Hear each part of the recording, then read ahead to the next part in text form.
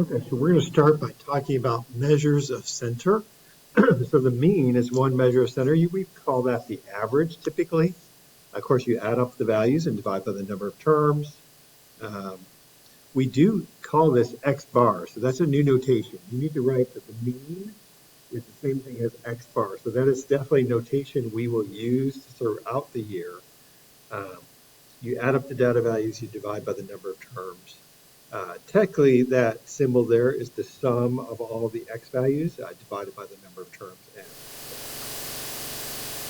So these are the data values scored in 20 games. We talked about this data a little while back.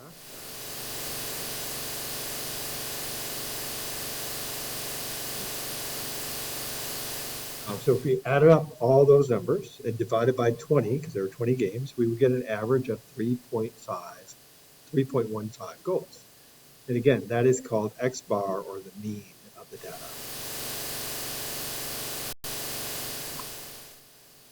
Okay, so you can see here is a graph. And what's interesting about the mean is it doesn't look like it's in the center of the data. It looks kind of a little bit to the right of where the center is, but that's because it's not the median. The median's right in the middle. The mean has been pulled with a skew. There's a couple outliers here probably, and so that really pulled that mean a little bit bigger than what we thought it might be there, and that's what that is. And again, the outliers have a huge effect on the mean. It made it a lot bigger than it would have been. The symbol X bar refers to the mean of a sample. Mu is how we pronounce that. That's the Greek letter U, or kind of looks like an M, is the mean of the population. So of everybody, we take a sample of data from a big population. And so X bar is talking about the mean of the sample, and mu is the mean of the population. Just a little note, Greek letters usually mean we're referring to the population. Other symbols we're not referring to the population. So statistic is of a sample, whereas a parameter is from a population. So those kind of rhyme, or they start with the same letter at least. So statistic comes from a sample, parameter comes from a population. So the mean of a population is called a parameter. The mean of a sample is called a statistic. So let's say we just took out the outliers, the 9 and 10 goals that they crazily scored against some teams that must not have been as good as they were. And now the mean goes all the way down to 2.44. So those two games really brought the average up quite a bit there. And that would be what it looks like, right? So that looks like it's more in the middle-ish of that data because outliers at least were taken away. Stats is resistant if it isn't sensitive to extreme values. You can see the mean is very sensitive to extreme values. It was massively changed. And that's what it says here. The mean is not a resistant measure of spread. Let's talk about median. So median, the word median means midpoint, right? Don't forget to organize them by smallest to biggest, right? So do that first. So in this case, like we got the raw data there in whatever order they put it in, but then we would put it in a certain order, like sort it from smallest to biggest. If you do that, and there you see it's 2 lines long, the middle data value seems to be 22.4. It's the middle of the data. And the way we know that is we get, in this case, there were 25 different model years. So you count out and you get the 13th, because that would have 12 values on each side. 12 to each side is 24 values. The 25th value would be. And take the raw data, organize it, sort it. Now you can find the middle data. If there are 20 games, to be 2 things in the middle, 2 number of goals scored in the middle, and so there's the 10th and 11th terms. You're going to add them up and divide by 2, in this case, the average for the median would be 2. Median number of goals scored.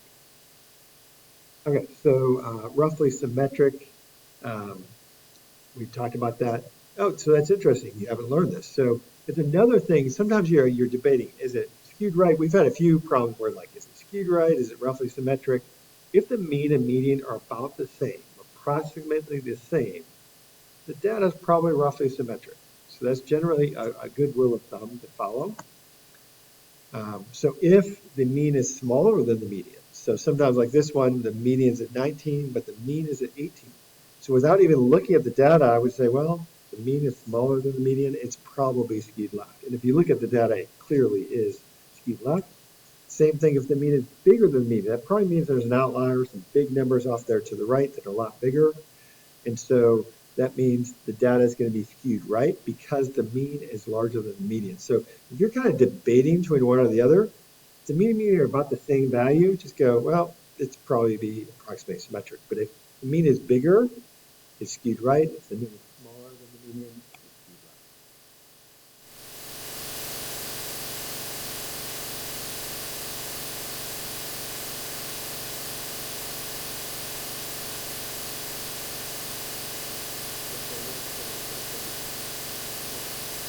It's exactly what you said. The median, that's one thing we haven't said, the median is resistant to outliers. So the middle of the data isn't really affected by some value on the outside very much. So that's true. That can be helpful to know. The range is the difference between the maximum and the minimum. Max and minus min is the range. So first, again, put the numbers in order. And when you have it in order, you take the biggest number minus the smallest number. So 10 minus 1 in this case, which is a range of 9 goals. Not a resistant measure, right? Because the outliers have a big effect. So it's the outlier at 10, now the range is a lot bigger because of that outlier. Standard deviation is probably one of the tougher measures here. This is a measure of how spread out or the variability of the data here. We're going to kind of go through the steps here. I'm going to kind of show you so you understand what's happening because there's a lot to this. This is the actual formula there, and that formula is hard to understand there on the right. We'll kind of break it down one step at a time here. So let's say this is our data. So let's type this into our calculator. So let's get the data into our calculator. So get your calculators out, hit the home key, go to Listen Spreadsheet. I'm just going to call this friend. These are the list of how many friends you have. And so 1, 2, 3, 4, 5, 6, 7, 8, 9, 10, 11. Looks like I probably typed that in right. That's good. Okay, so friend is the different list of data. Let's look back at that equation here. So if you look back at the equation, I'm going to bring up the calculator so we can kind of see that. So that equation just to the right there. So I'm talking about this guy right here off to the right. So first, we have to find the difference between xi, which is all these x values, minus x bar, so whatever the mean of those x values is. So in the next column, I'm going to do that. So I'm going to say, and by the way, just in case you're curious, I'm going to find the mean of this. So if you type in the word mean, parentheses, and type in friend, because I think that's the name of our list, the mean, oh wow, it's nice, it's exactly 3. The mean is 3. I'm going to say it this way, so I'm going to get my cursor in the formula bar of cell B. I'm just going to call this diff up top. So it's the difference between the x value and the mean. So I'm going to type, just like in Excel, I'm going to hit the equal sign. So if you hit the equal sign on your calculator, I'm going to type in friend. That's my first variable. That's my xi there, minus the mean, parentheses of friend. Or you could just type in 3 since we know it's 3. So 1 minus 3 is negative 2, 2 minus 3 is negative 1, 3 minus 3 is 0. So we can see the differences are all there. Now, when you square values, everything becomes positive. So we're squaring all of the values here. So I'm just going to call this this column S-Q-U-A-R-E, square, for squaring the values. So I'm going to take the values there in diff and square them. So I'm going to square, so I'm going to hit equal sign again. Diff squared. So it squared all those values. So That's what the formula says. You're supposed to square the differences. And then the symbol off to the left there, that means the sum of squares. So the sum of all those values. So now I have this list called squares. So I'm going to go back to a calculator page. So if you want to add a new calculator page, it's fine. Don't do a scratch pad. Do a calculator page because I want them to talk to each other. This is page 1.3. It talks to page 1.2. All those variables I just created are now available on page 1.3. So I want the sum, parentheses, of the diff list, so D-I-F-F. It goes bold. When I type that second F, it knows that's a variable. So it's going to find the sum of that list. If I add them up, it adds up to 0. That's really strange. I did not expect that to happen. But then I'm going to divide that. Wow, that's really sum of the diff. Let's see that. Sum of the square, that's what I want. Sorry, I don't want sum of the diff. I want sum of the squares. So S-Q-U-A-R-E. By the way, if you're lazy, you can hit the variable key and just choose square. I wanted the list of square. I don't know why I typed in diff. Difference, some were positive, some were negative. I was like, okay, so if you do sum of squares, 18 seems like a more reasonable number there. So now it says to take the sum of squares divided by n minus 1 and take the square root of that. So square root, I'm going to put a fraction there, control divide, of 18 divided by n minus 1. So there are 20, I think there were, yeah, there were 20 terms. So 11 terms. 11 terms. Okay. So we're divided by 11 minus 1. And that gives us that. We don't really want that as our answer. So I'm going to hit Control Enter to get me the decimal there. So it looks like our standard deviation, sample standard deviation, is 1.34. If I wanted the population standard deviation, it's actually just divided by n instead of n minus 0. I'm going to put a decimal point in so I get a decimal point answer. That's the population standard deviation. So population standard deviation you divide by n, and then sample standard deviation divided by n minus 1. So those are those two values that you get. So maybe that made sense. They did the work here. They squared it. They divided by that. That's called the sample variance. And the sample variance is when you don't take the square root of that number. When you take the square root, it's called the sample standard deviation. So variance is standard deviation squared, if you want to think about that. It's always greater than or equal to 0. I was surprised when it's 0. I knew I made a mistake there. Larger values indicate a greater variation. That makes sense. It's typical. Think of standard deviation as typical deviation from the mean.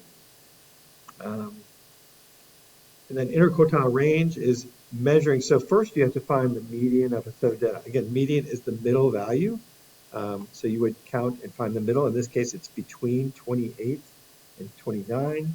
So you would find the middle of the data, and then the first quartile and third quartile, we call it Q1 and Q3, are the median of the bottom half of the data is the quartile 1, and the median of the top half of the data. So you do the median again with each half of the data.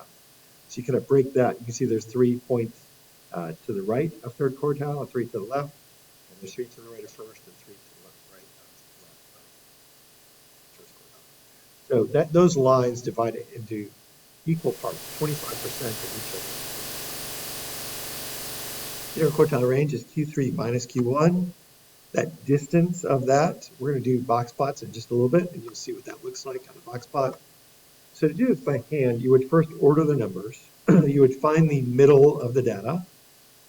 You can see right between 20 and 25 would be the middle. If there's 20, that's the 10th and 11th terms. So the median would be 22.5. To find Q1, you would look at the first 10 values. There are 2 values. The 4th and 5th terms are in the middle. So you find the median or average between the 15s there, which is 15, and do the same thing on the right, the middle of the top half of the data, those 10 terms. CIQR is Q3 minus Q1, or 27.5 minutes in this case. And the range is the max minus the min. The range of the middle half of the data is CIQR. If you want to think about it that way, it's kind of a weird way to think about it. finally, we have a way to identify, is this an outlier or not? Before we were just kind of guessing, like, it kind of looks like an outlier. So now we have a way. So it's kind of a formula we use. You take Q1, subtract 1.5 the length of IQR, and that's your breakpoint for when the outliers start. Same thing with the high IQRs. So you take Q3, you add 1.5 times the IQR distance, and that's going to be your fence. Anybody outside that fence or outside either of those would be an outlier. So if you know Q1 and Q3 is that, IQR is 0.4, so then you would just say, okay, whatever the median is, in this case the median is 22.2, so you would add, so you start at the IQR of Q1, you subtract 1.5 times IQR, that's your lower fence. Anything outside that value, like 21.5, is an outlier. Higher fence, the formula is Q3 plus 1.5, 1.5 times whatever IQR is, give you 23.2. Anything outside of that fence is also considered an outlier. So anything outside of the range of 21.5 and 23.3, both of those values are definitely considered outliers according to the 1.5 IQR rule. Why look for outliers? So this actually happens. Sometimes you collect data and just made a mistake, and it's an outlier, or you forgot a decimal point, or it could be any number of things that you did, but sometimes it's just a mistake. So you identify, hey, was that an actual thing there, or was that a mistake? They can be like, wow, like a really remarkable, like that car is getting such great gas mileage. What did they do? What kind of engine does it have? What's happening there? And those outliers are important because they're having a major effect on the mean, the range, standard deviation are heavily influenced by the outliers. What's not influenced is that median. It's resistant to the effect of an outlier. So we're to the second half of the lesson. I'm probably going to do this on the second day of 1.3, but I'm just going to, well, you know what? Let's save it. Let's break it up. I'm going to do this one here, and then I'll do a separate, shorter one for what we're going to do on the second day.